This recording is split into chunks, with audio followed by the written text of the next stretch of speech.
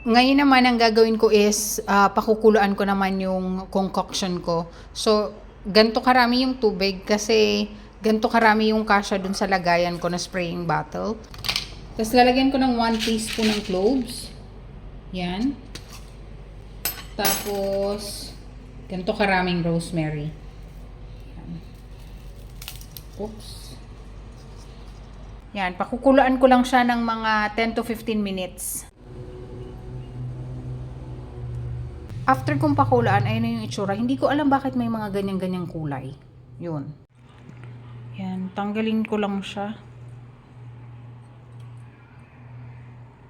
So, eto na yung pinakuluan kong rosemary, tsaka cloves.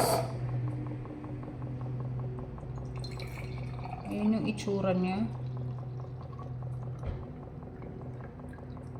Alright. Tapos, bali, ilalagay ko pa rin to. Ilalagay ko pa rin siya sa loob, kasama niya, para mababad pa kahit papano. Tapos, bukas ko pa siya gagamitin. Hayaan ko muna siya for 24 hours. Yun.